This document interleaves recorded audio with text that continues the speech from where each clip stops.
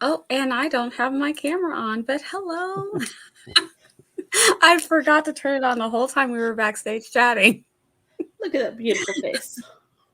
Hello, everybody. Welcome to our December edition of Scripting the Book. And today we are going to be talking about Polar Express, um, a wonderful childhood book that I remember. We're going to let my fabulous book club co host introduce themselves and our special guest, Laura, who is becoming a regular guest. We love having Laura on. We're going to swing it around. We're going to start with Ben and swing it around to Natalie, or swing around Laura to Natalie, and back to me. Take it away, Ben. Hey everyone, Ben Pick here. Every Monday night, 7 p.m. Eastern Time, I give questionable writing advice through writing metaphors as writing to write. I also wrote 2 books, working on my third, and yeah, that's all I got. So, Nice. I'm Laura Nettles. I mostly write horror. I have a collection out called Tiny Shivers. I also have 4 contemporary romance short stories out under a pen name, Samantha R. Silverstone, on Amazon. And I am here. I'm excited. And the next place you will find me is Sam's stream tonight on Flash Fiction Free for All on Samantha L. Nassett's channel. Awesome. Natalie and her co-host. Yep, that's my co-host. I'm a snacker, a mom, and flash fiction writer who is I still got to unpack from being gone from the house for like 6 weeks. I got 1 suitcase down, and I've been home since Friday. I still have 1 suitcase. Last night, I finally unpacked from my August trip. Oh wow! Like I used to be one of these people that unpacks immediately, but like now I'm just nah. It ain't me. Yeah, I'm like, can I just leave it packed for the next trip? Just ignore it. And you're here on my channel. I'm the Vixen of Fiction. I stream on Tuesday nights here on YouTube for writing and productivity sprints. I'm also over on Twitch Mondays, Wednesdays, and Fridays in the middle of the day for more sprints, so you can catch me over there to get things done or to just chat and hang out. Today, we're going to be talking about Polar Express. We're going to dive right in because I know I'm on a hard deadline. Some of us have busy days today. Wow. Right before the holidays, too. So we're going to jump right into our thoughts on the book, Polar Express. We're going to begin with our dislike, neutral, like, or love. Anybody a dislike on the original book? Neutrals on the book? Likes on the book? And loves on the book? And I'm a like to love on the book. It's very simple. I'm going to start it out. It's a great story to tell before Christmas to your kids. It's classic. Like you can't lose. I feel like you can't lose with this one. It's fun, it's adventurous, and it has that air of mystery that I think a lot of us enjoy as kids, and we enjoy reading to our kids about this type of thing, that little magic of Christmas. It does have a little bit of sadness to it, so we'll get into that as we discuss the book, but that's why I'm a like to love on this. It's classic, maybe not my absolute favorite, but definitely something I enjoy and that I've read to my kids and that they enjoyed very much and very much remembered it. When I reordered the book because I couldn't find it, my son's like, don't we have that somewhere? I'm like, I thought we did. I'm pretty sure we did. Couldn't find it. So what the heck, guys? Like, I'll order another one. So definitely worth it to me. We'll swing it around. Ben, what are your thoughts on the book? sure. You were a like, right? Yeah, I said I'm a like for the book. I don't have any nostalgia for the book or the movie. I didn't see or read either of those until this. So I'm coming at it from more of a critical eye. The book is really simple. It tells a great story. It's very holiday spirited, and it's just an all around enjoyable book. It tells kind of what feels like a good lesson, and it was a nice quick read, which is nice here considering that next month we will be doing Wheel of Time. Yeah. I liked the book. It's like a like love. So I grew up on it. I grew up with the version that had the cassette with the Liam Neeson audio book, and we got a bell in a box with it. So it is special. but like I don't know. It's simple. I enjoy it. There's some fun imagery in there, like the steam engine wreathed or aproned in smoke or steam. Like that was really cool, and I like the illustration style. Liam Neeson's voice is perfection. Yes. Yes. So I definitely liked it. There's some iconic panels that I remembered, like the elves pulling the big bag of toys, and things like that. So I like it. It's not a book that I own. Like I don't have kids though, so it's just me.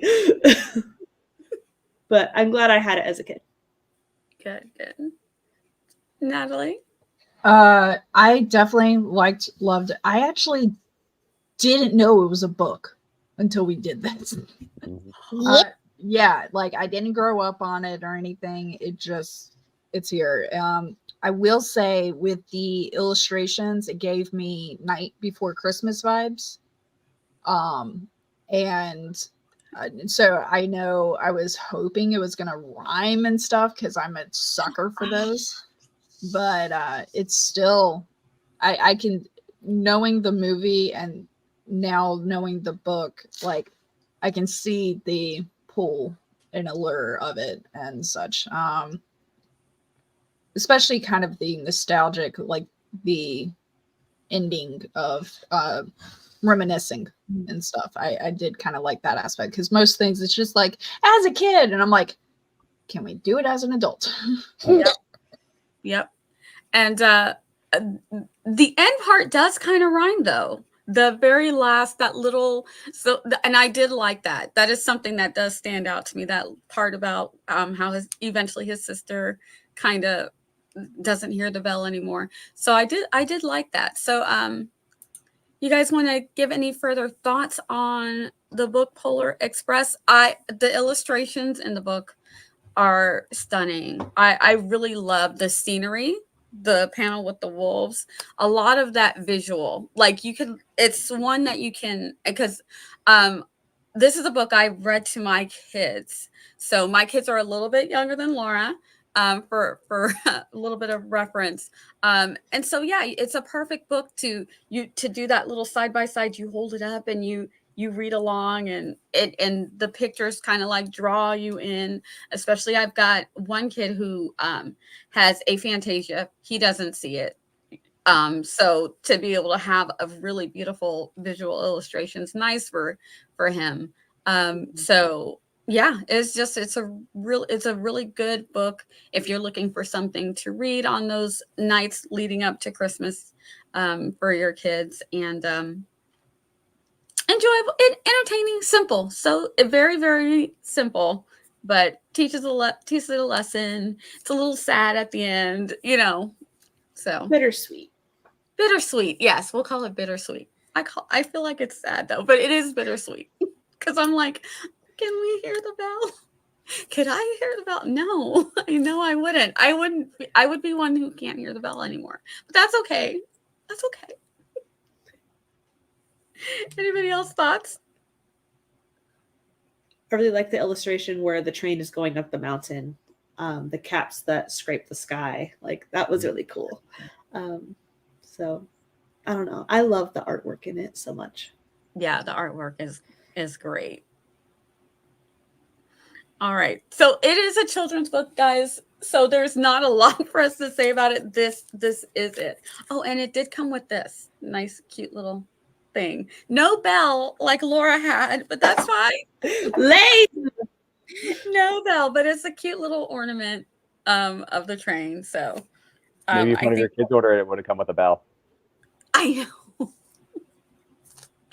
Oh gosh. I still think it's fine. I'm just glad we chose a short book, honestly. I know, especially with your schedule. Yeah. It was good to have a short book. I was like, Yeah. I could just pop right through this one. Do you want But to don't show have an illustration or two, Nia? Yeah, I think it's fine to show. Let's see. Which one was one of your favorites? Let's see. the elf. No. With the bag. Okay, that would be closer towards the end. So, is this the one? Yeah. Isn't that pretty?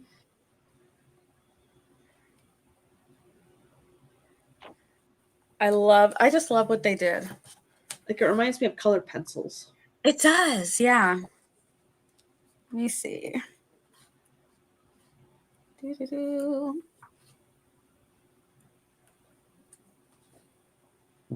And here's one where they're on the train.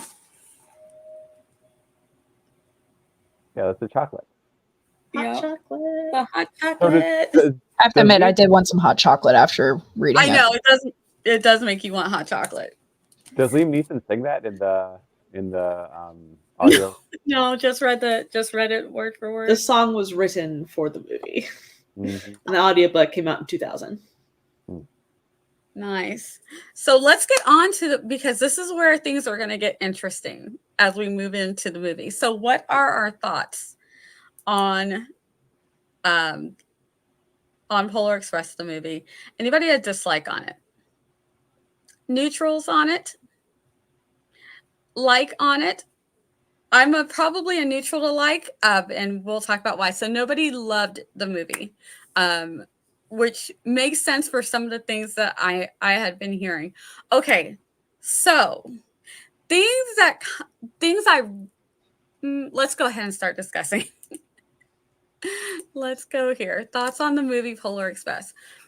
So right off the bat, some of the things that I liked, the background scenery for me felt very similar to the book. So that felt really good. That looked good. So I would say that's a high positive. I know this was an IMAX. So I never saw it IMAXed, but I can imagine there's parts where they're on the train and the tracks go down like a roller coaster. I can imagine that you'd get I'm guessing that if you saw it in the theaters or whatever, you'd get more of that feeling watching it. I never saw it in that form, but it was interesting, like we're going down and just like the roller coaster aspect of the turning and the going down. So that was fun. I feel like if I supposed to have 3D glasses? These are things I don't know. I'm like, would it have been more like, would I have felt it more? But that was kind of fun. It was cool looking. The thing that took me out a little bit, one of the voice actors, and he's a really great voice actor, but his voice just kept throwing me for a loop playing the little nerd? kid. Yeah, who was it? Da, da, da, da, da. Was it the one that He didn't even it was the know-it-all kid. That's what Yeah, he's know it all kid, Eddie Deason. Oh So yeah, no, I thought of the bird in Aladdin. Rockadoodle. oh You remember yes. that bird? Yes, this Rocky voice. Yeah. Yeah, I've he never had that seen voice, and then he Rockadoodle. was also in something else. But yeah, Rockadoodle, his what? voice. Yeah. Yeah, Yeah. the other one that kind of took me out was the one of the train guys that howled, or not really The howled. ones Yeah, yeah. The one that yelled, spoke "Move the caribou. and stuff, and I'm like, Oh, yeah. yeah, I'm still on the fence of like if that was really well done or if that was over the top. Yeah. It looked really cool, but also I was just like, oh, my ears. The other thing that took me out a little bit, the animation style, it reminds me for the people, the animation of It's live action motion capture. Yes, and I think that I heard that it won, or it was like the first that did the entire thing this way. So it was took a little to get used to. And I still don't know how I feel about it. So these are things that took it from where it could have been a love, because there's so much added, so much richer story told, that we're just like a little bit like, this is kind of strange. So I don't know how I feel about that. I think it's an incredible feat and a great thing. 2004, I believe that this was done. So very interesting. Yay for trying new things, but it looked a little weird to me. I'm not gonna lie. The people. Okay. Anybody else want to give their thoughts on why they are where they are with the movie? Yeah, there were things that I liked about it. The thing that kept me from love, I think, is just a lack of nostalgia. But what I did like was that it wasn't just about the little boy. It was like everyone's story and how they were kind of coming to terms with believing and stuff like that. So, yes. Yeah, that's fine. All right. But I think the reason I just didn't love it is just I didn't grow up with it, I guess. I don't know. But yeah, I loved every kid's story and the diversity that they brought to it. Mm-hmm. Stuff. Yeah. And then the song, really helpful. Yeah, the song is great. Yeah, and I think the hot chocolate song or the Christmas song? I like the hot chocolate song was just fun. The Christmas song was kind of sad. I would say just the orchestra theme music kind of made me think of. The soundtrack is fabulous. Yeah. Yeah. I can But see then that. there's also the what is it called? Yeah, I don't know. It's like, and I think the story was good. Tom Hanks can do no wrong. And for those who don't know, Tom Hanks voiced the narrator, the train conductor, the ghost. He also was the dad that spoke in the movie, and he was the motion capture for the hero kid. Yeah, and then the also there was wasn't he the voice of Santa? Yes. Yes. Yeah. And is the hobo considered the ghost? Yes. Yes. Okay. So yeah, but yeah, again, Tom Hanks can do no wrong. And the director worked with Tom Hanks on Castaway and Forrest Gump. It's the same director. Yeah, I think it did a good job of invoking a lot of the mystery that you expect because you're expanding it, right?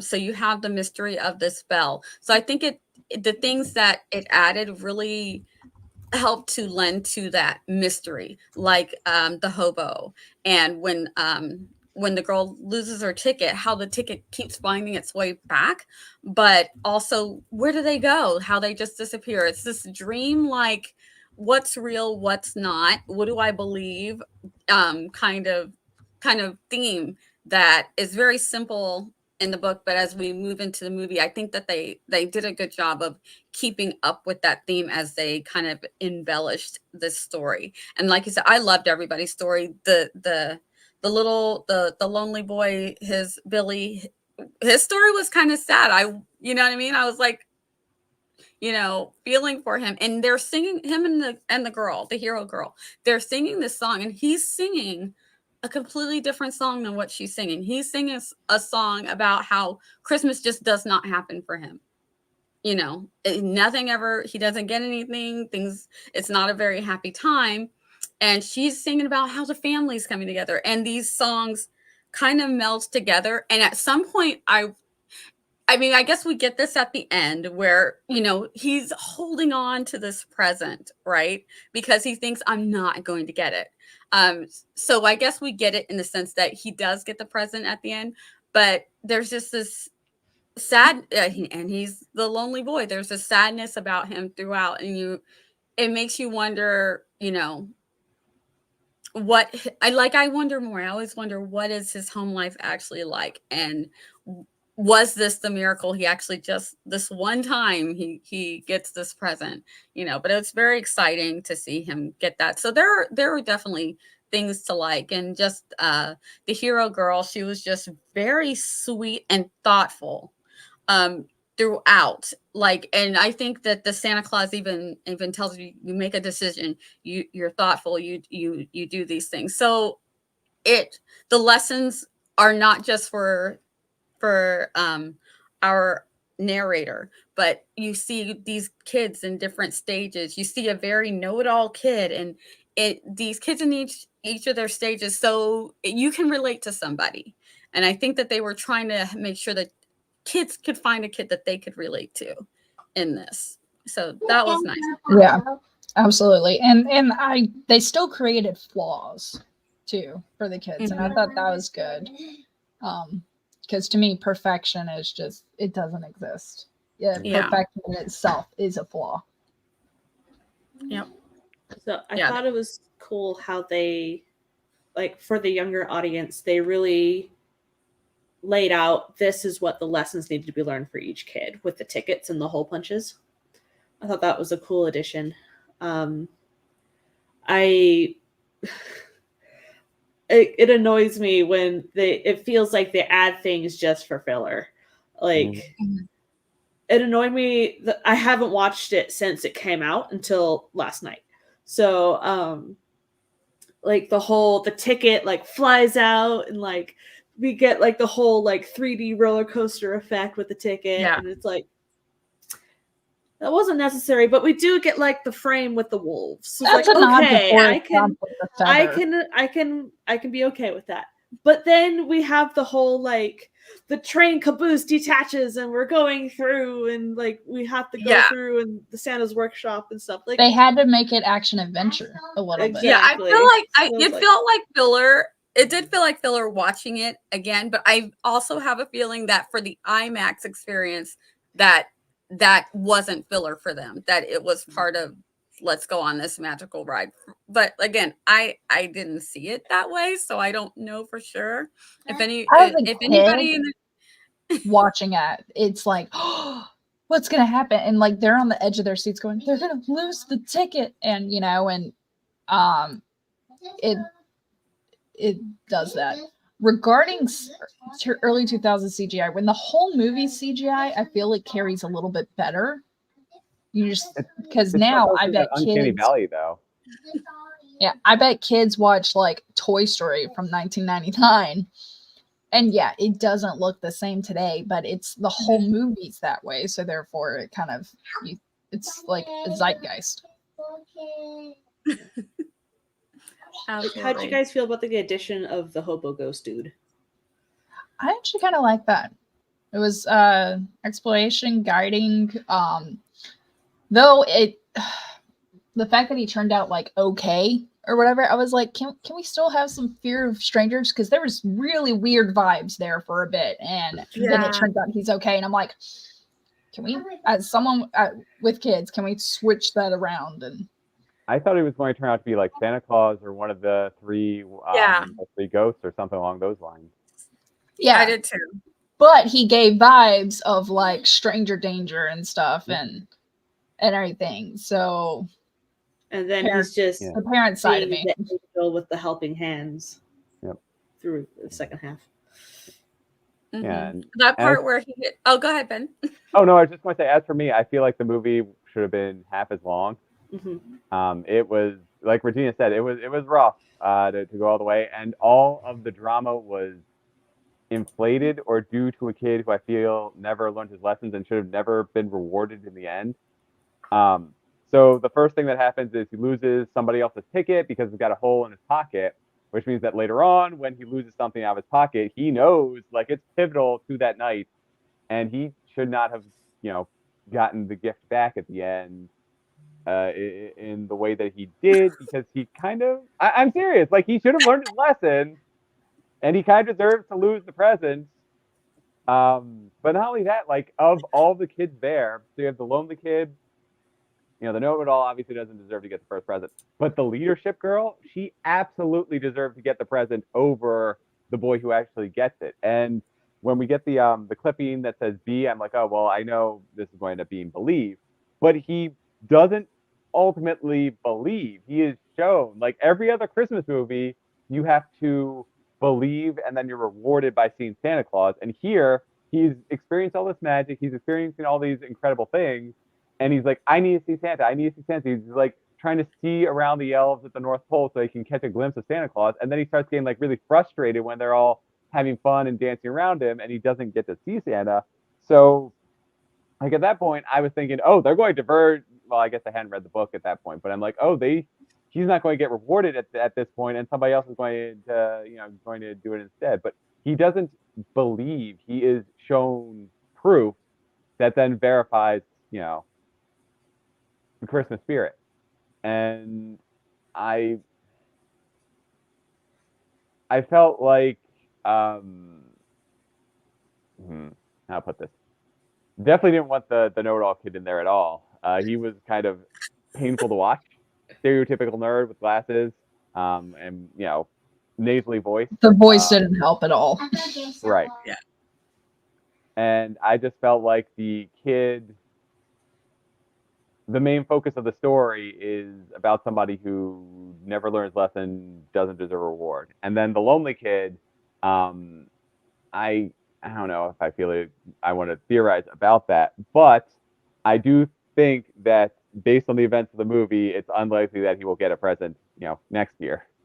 This was kind of like it felt like this would be, a one-off moment of a lifetime type deal. And so next year he's just going to go back to being a lonely kid by himself.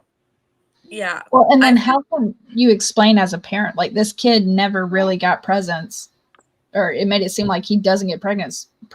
Santa doesn't go give presents to poor people. That's exactly what I would thank you for verbalizing what I was trying to allude to. Yeah, I feel like the one who needed it the most was probably Billy. Yeah. Because I feel like, the same thing. I know I mentioned a little bit before, but what's going on with this kid's life? Is this the only and first? I mean, he's cleaning that present. He's like, I can't let it go. I can't let it go. I feel like he's the one who needed the gift the most. And again, in the end, he does get that one gift that he was hanging on to. But I feel like that special Santa gift he needed the most, the one who deserved it the most, was probably Hero Girl, because from the beginning, she was always looking out for the one who needed it the most. With the exception of actually pulling the alarm to stop the train. Yes, that was our hero guy, our narrator kid. But I mean, we could have shifted this where his growth could have been to learn to take care of others, and that's more the spirit of Christmas than, I need to believe. Why don't you help someone else believe? And then through helping someone else believe, I'm playing Monday quarterback on this, but through helping someone else to believe, he believes then because he sees the joy and wonder in their eyes. And you just wrote a better movie. Yeah, and I feel like that's how it could be a better movie. So because there's more people who could relate, not believing, but seeing injustice, discrepancy. I don't even know the right words or whatever, but I think that could be a totally better movie. Or if the main character gets the bell and then gives it away to the lonely boy or something like that. Yes. That's exactly what I was thinking. Like what if he got the bell and he goes and he sees the kid and he thinks, he overheard the song of I don't have Christmas pretty much, and that like plays in his head as he's walking to give the bell or something. Yeah, that would be a movie I love. Yeah. Oh my gosh, yeah. Yeah. Okay, so which one of us is gonna write it? Who's gonna draw? Oh my gosh. Yeah. Honestly, yeah. For me, Hero Girl and Lonely Boy, they were the ones who better candidates. They were the better candidates. But Billy, or no, I was gonna say Billy, but our hero guy, he got it. Our narrator, our hero boy, he won. He got it. And but his internal growth was, I now believe. Like he was questioning believing, and now I believe. Like even when he picked up the bell, he was still like, "Am I gonna hear it?" And was surprised to hear it. Like I feel everything he saw, he was still like, I don't know. That's what I'm saying. He didn't deserve it. Yo, I think just replace instead of giving a bell at the very end, it's just a lump of coal. But yeah, and I feel like our poor lonely boy Billy, is this the only present he's ever gonna get? That bell could have really helped him hold on through those rest of those lonely Christmases. where he's not going to get anything. I mean- Because when he returns home, it doesn't look like his home situation has changed. Just Yeah. looks like Literally he's Well, my on present. the side of the tracks when they go to his Yeah. house. Mhm. The like either the story should have been Billy's story, which honestly I don't think that many people will relate to, but just because a lot of people, they can imagine how rough it is, or it is that rough, and that following the story doesn't matter because they're going to be like, well, no one gave me a bell. But more people can relate to seeing someone worse off than them that needs uplifting. Yeah. And I think that is what needs to be the story. Yeah. Is like we said, a hero kid giving the bell or Yes, something. that would have been, yes. Like pretty much following hero girl's footsteps, and that would be such a better character art of worried about I need to believe, I want to believe, and then go, never mind about my belief, I'm gonna help them. Mm-hmm. Yeah, because she's showing him where the need is by continuing to go to him. She's saving hot chocolate for him, even though she's not supposed to. She's doing all of these things. She's taking his hand. She's singing the song with him. She's becoming a friend to him when he is lonely. She's like, if he's not going to come join us, I'm going to it should have been hero girl's story this whole time, and then have her like follow hero girl, never mind the kid. Yeah. Hero boy, follow hero girl. Hero What girl happens when your side characters are more well developed and better than your main character? Yeah. Yep. Lesson writers. No. So I thought there was some really good aspects to the visual storytelling in the movie. Like, there were a couple of standout little moments of like when the train starts going and we look back and the snowman is like waving in the wind. I was like, oh, that's so cute. And then they like to pull the camera through the floor and make the floor see-through so you can like see the bell on the ice and things like that. Oh, yeah. I thought were really cool. I mean, even just shouting out, why to the North Pole? Of course, like reading the book, I had Tom Hanks' voice in my head like the whole time because I did watch the movie first, then read the book. It is the layout. So, yeah. So, yeah, I thought there was some beautiful visual storytelling. There was some really good camera work, except for when they did the over-the-top IMAX 3D roller coaster type thing. That always rubs me the wrong way. I kind of liked it. It feels like a gimmick to me. But yeah, it was like fanfare a little bit. Yeah, but I still liked it. Like because, like for example, like Spencer, he's not really into the touchy-feely stuff, but you put something going fast, he's in it. Like, and so that would capture his attention. Yes. Yeah. So. Just the parenting aspect. My daughter would be like, "The little boy didn't get a present," whereas my son would be like, "Oh, is it gonna crash? I hope it crashes." You're going through the ice. Yeah, I can see that, and maybe that's part of this in the making of this, to have a little bit of something for everyone, all children, something that all the children will enjoy. So that could be part of it, something that all kids could relate to, something that all kids can enjoy.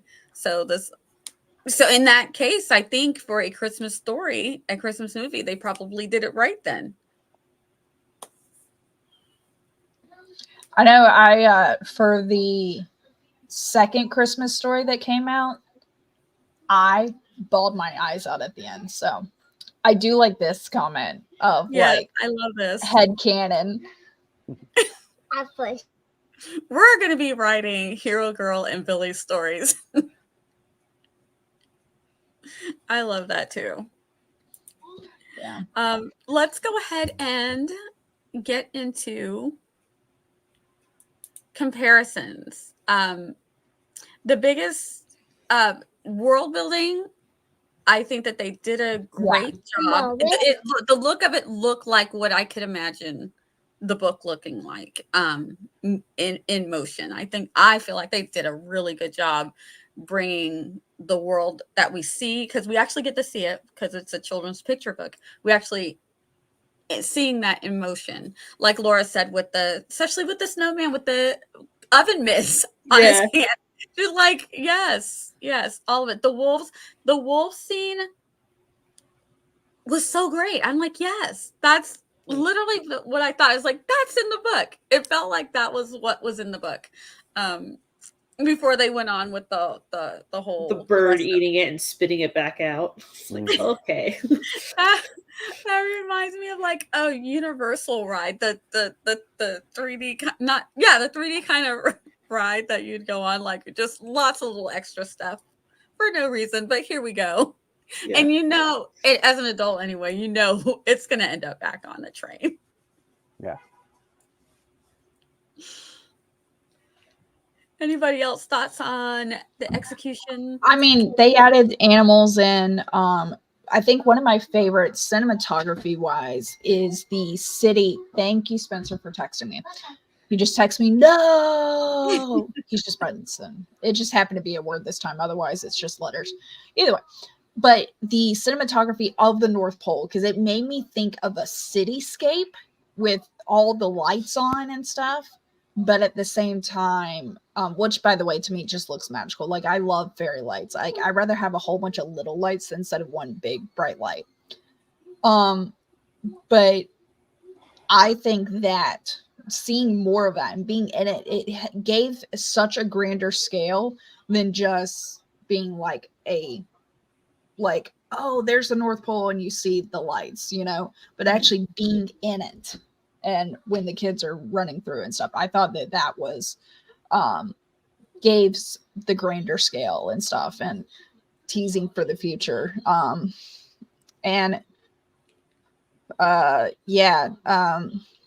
Our hero boy, he just, even if he just learned the skill of sewing at this point, I would have been happy. At least that would have been growth. Sew up that hole. Come on.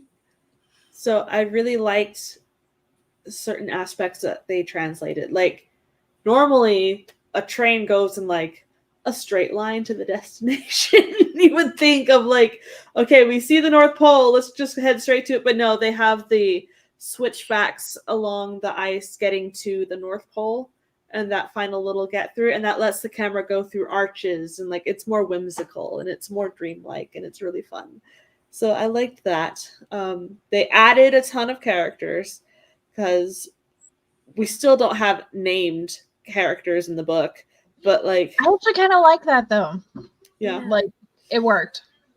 So I think it was necessary to add the characters to make it for a movie, because otherwise it would be a short film. Right. 15-minute short film for real. Yeah. Bro, How the Grinch Stole Christmas, that, the original is like 30 minutes, so. Thanks, Richard.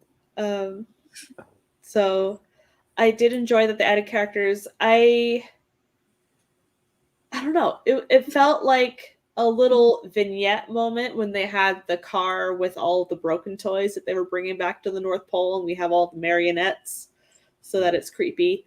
Yeah. Like, okay, you added that. I guess it works. Like, it doesn't add much to the story except for the you need to believe or you're Ebenezer Scrooge. And there's a little inner piece of me that likes that, because I always find things like ever since the Velveteen Rabbit and Toy Story, I always find that very sad. Like, what do we do with all our toys? We love these things when we were little, and then we just throw them away. So there's something about that as an adult, I'm like, oh, could you imagine if all of the toys, even when they were thrown away, actually ended up back with Santa Claus and he fixed them up? That's not what happens, kids. But this is their answer to nice. Toy Story. But yeah. Oh, yeah. I thought it was fairly well executed in terms of a technical standpoint of cinematography and stuff like that, and the music was fabulous. I will probably listen to the soundtrack again this Christmas season. It's Alan Silvestri, I believe, and so he's great. Nice. Yeah, I think the world building. Oh, I was going to say, I think the world building is really lush. Like you said, it makes the pages from the book come alive. I think the characters are way too many. I could have done without the hobo guy, the not the conductor, but the engineers. Uh, there were so many, like the whole skiing on top of the train scene, and he has to beat it before it gets to the bridge. Like that entire thing, just there are so many parts of this movie where there's extra characters thrown in there, just kind of pad for a runtime, without adding anything to the plot or even the lessons that that the main character is learning. Yeah. Just kind of an adventure that they're going on without any substance or plot. And like I can understand if he, decided to be braver, or like if any of those detours changed his personality, but he still is the same, I'll say, spoiled kid at the end that he is at the beginning. Yeah. The hobo part I thought was just a little, it was too much. I don't mind that he was there because again, he's like this ghost. What I would have liked to have seen from the hobo is when he goes up on a thing and his friend disappears with the conductor, that maybe he turns around and there's a hobo guy who says, they went that way, go that way. And he's like, okay. But then when he turns back around, then the hobo's gone. Almost just a little guide. I didn't need the whole get on the back of my skis. And I'm like, I don't know what was all that for, except for maybe that was more of the IMAX part. More the action. Yeah. So true. So like for me, I'm like, I didn't need that. And then if he did, that would have happened, and then if he would have appeared again when they were all about to fall off the train, and that part, see, I feel like that would have been enough to say, oh, there's a mystery ghost thing who's helping keep everything kind of going okay behind the scenes. Like some of it was just it did feel like maybe this is a bit too much. What's going on? We're just okay. We're just. Did you like the correlation of if you believe in Santa, you should probably believe in ghosts too, because they're both in this movie? all of the things. The toys are a lot. Yeah, just. So that reminds me of a meme. Just a little bit of a sideline. Not a meme. I think it was a story. But these parents pretty much raised their child to believe that they were going to get a Hogwarts letter when they were 11. And they like made things happen throughout the house of like powers coming through. And they got some backlash and they're like, how is this different from Santa? And I'm like, I don't. Valid point. I don't know. But Hogwarts would be like a changing career path. Yeah, like, but I wanted to be a wizard my whole life, and now that I'm 21, you're telling me I can't be a wizard. Like, I don't know. Maybe some balance there, because at some point, kids do understand, the meaning of Christmas and what Santa Claus and all of that stuff is really about. Like, how long are they going on with this? Like, some balance maybe, but yeah, you definitely don't want to have a teenager trying to make their college career and thinking that they're really going to be a wizard and go to Hogwarts. That might be a little, I don't know. It's like, yay for letting your child have like a whimsical, magical kind of fun youth, but how far do we go with that? Like my nephew just got super into Harry Potter. And so he's getting Harry Potter stuff for Christmas. But like my sister literally made his broomstick out of a TV box and a Cinnamon Toast Crunch box and yarn. Oh my gosh, how fun is that? Awesome. And so, and he's getting a wand and stuff, and like she's gonna sew an invisibility cloak out of random fabrics that she has. And all of this stuff works literally by the power of imagination. It's explained to him. So I wrote his Santa letter this year. Last year was my other sister. So in the letter, I explained to him that his stuff is special because not only is it working by his imagination, but Santa's imagination too. So like, it's really fun. And like, Yeah. But how It's long not do you like go on? your You're not career is gonna going have to him, change. right? Yeah, I You're was not going gonna to say have him that, 18 years old thinking that he's gonna get into a or Hogwarts University, right? Right. Yeah. even like an 11-year-old or something, where you actually get the letter, where Yeah. if you believe in Santa, you get a present one day a year. If you believe in Hogwarts, like your whole world comes crashing down when you turn 11, and you're like, oh, I guess I'm not I didn't get a magical at letter. all. He's Guess going you to gotta be get a stuck letter in when he's stuck 11 in that they're public going to go to school. Universal. So Oh, fun. that's their That would be plan. fun. That would be fun. That would be fun. Aw. You're just reminding me I still need to go. I haven't been to Disney World, haven't taken the kids, haven't been all these other places. Gotta do it. Gotta do It's it. for the kids. Yeah. Uh-huh. We went, we did the whole thing with our kids when they were little, and now my daughter has just been going back again as an adult. She says it's a whole different experience to go as an adult without kids. And she remembers. She's like, she says she didn't realize how much she remembered until like just even like taking the boat or the ferry ride in. She's like, I remember doing these things. And she's like being in Magic Kingdom. She goes, I remember the first time.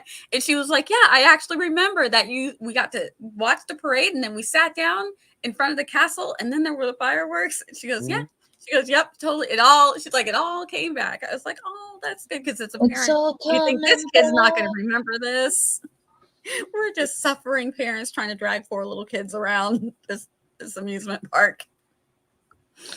Yeah, we went and had Mexican food yesterday, and it made me realize, like, for the first 5 years of our kids' lives, like, we don't go out to eat.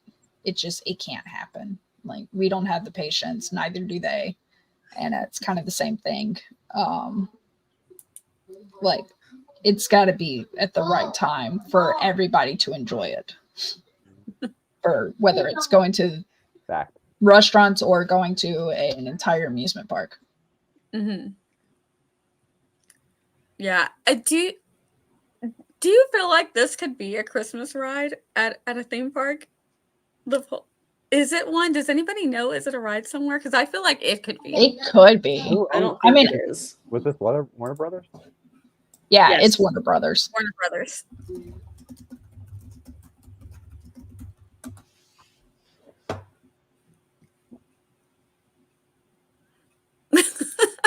Yes. Hi again, Eva. She was here early. Nice.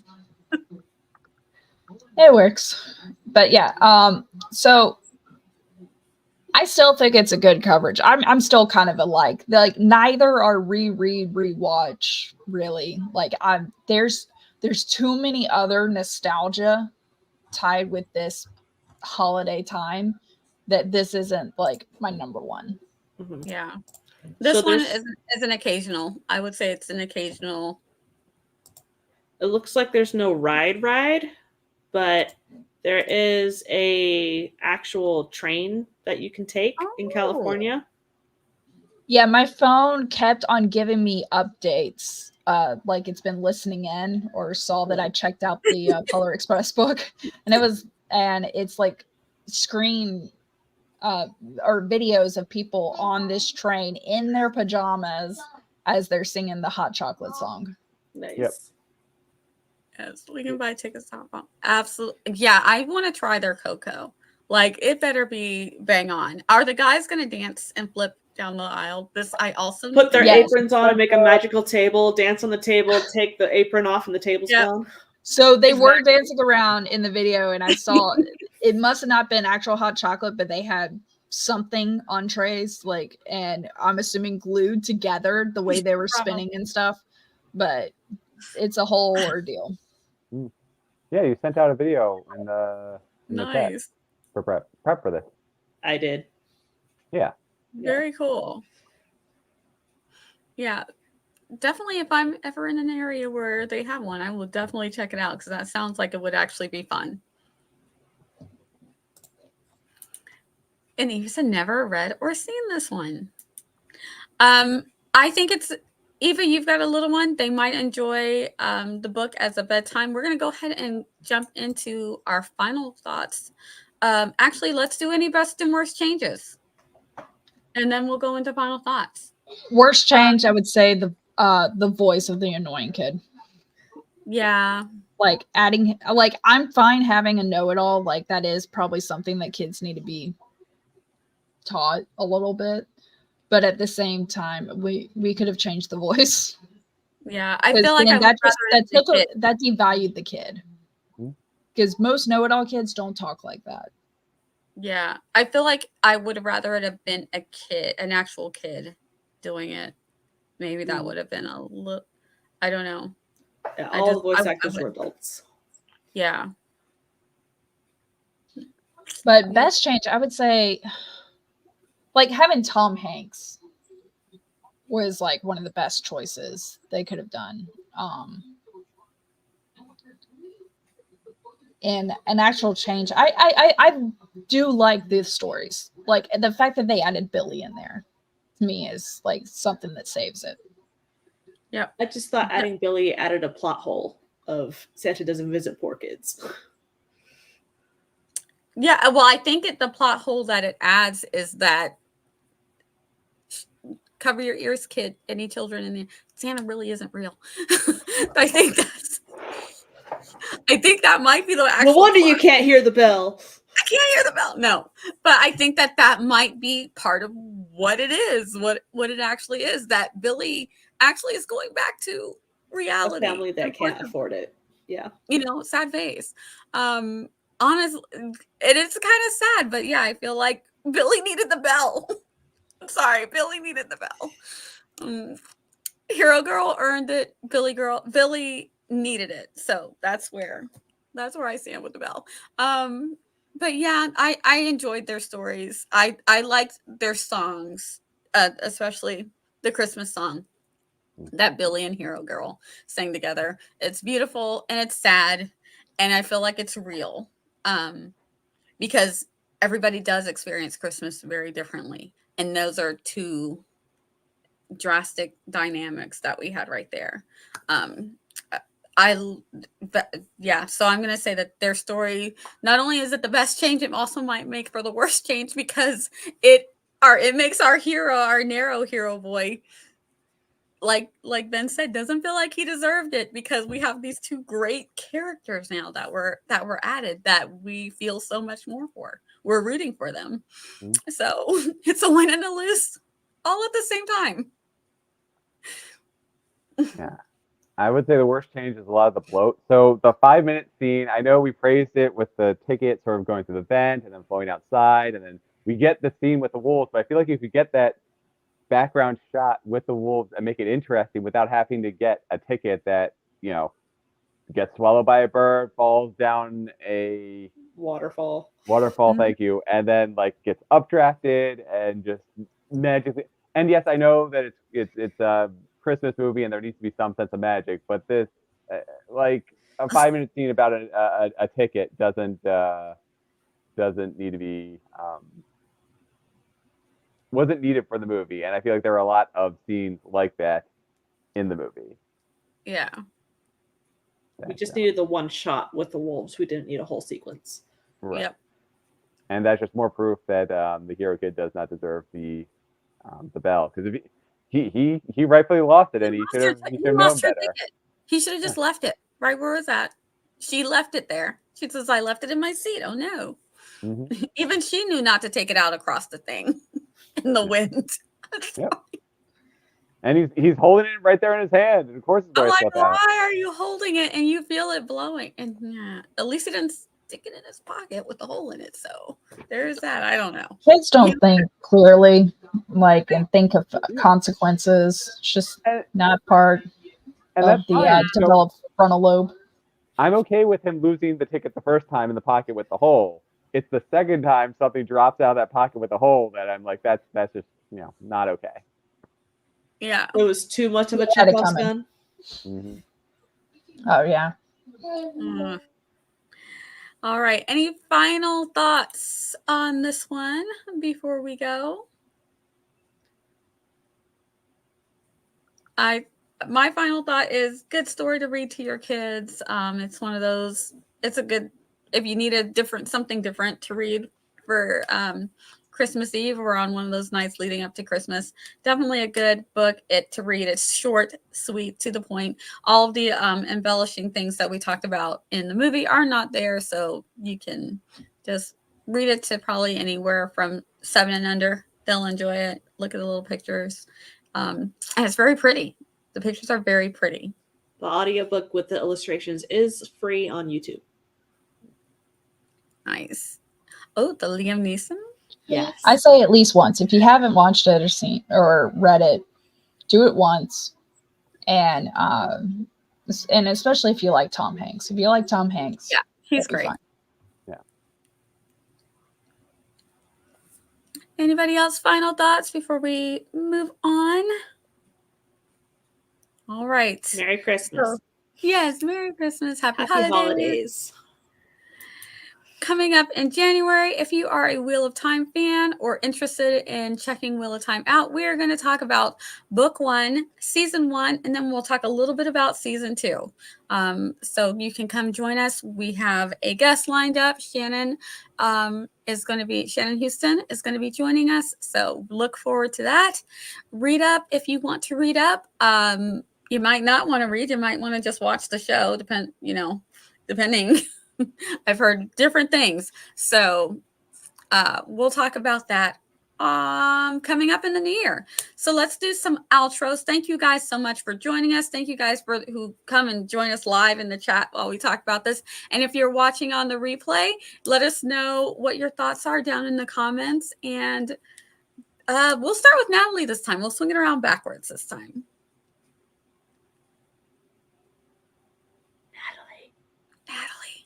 Oh, yeah, we're Natalie. We're starting with Natalie. Spencer's asking me to put so he can control our robot vacuum on his tablet. I'm like, that's not happening. No. Oh, Lord. You want to watch it. Yeah, you could control it from your tablet if you're watching it from that. Do you want to start us off, Laura? And then we'll go to Natalie. Yes, I'm Natalie Locke. I do flash fiction. I mostly argue. We might be losing Natalie. Or me. No, what? I hear both of you. Yeah. Okay. But flash fiction on the regular, still behind on editing 104 flashes, but I at least got to like 80 something. Nice. And technically the year's not over yet. But yeah, got a prompt book coming out next summer with my cohort Chandra Arthur, and it's gonna be very exciting. And no matter what level of writing you are, this book is gonna help improve your writing for sure. And Nia's a swirl. Nia left. Okay, Laura, you're next. I'm Laura Nettles. I'm mostly write horror. I did have 4 Christmas horror novels come out in an anthology. It's called Ho Ho Ho by Dark Hair Press on Amazon. And it will be on Samantha L. Nass's channel in a few hours doing flash fiction free for all. So see you all there. Nice. And I'm Ben Pick, writing to write every Monday night, 7 p.m. on YouTube. Sorry, I should clarify that. And this week, tomorrow, I'm talking about writing hearing into our stories. Happy holidays. And you're here on my some Krampus stories. We need that. Thank you guys for joining. You're here on my channel. Again, you can catch me on YouTube on Tuesday nights at 7:30. You can also catch me over on Twitch. Everyone is linked below. So make sure you follow all of our co-hosts and guest hosts. We're happy that you came to join us for this. And if you're watching on the replay, thank you guys for watching. Remember to hit that like button, which I always forget to ask people to hit the like button. If you like these, we're going to do them anyway because we like talking about movies and books. So we'll be here. But thank you guys so much. Happy holidays. Happy winter. If you don't celebrate anything, enjoy the weather. Enjoy your time. Here we go. As soon as I find a banner or the outro, we will do that. All right, guys. See you in January. Bye.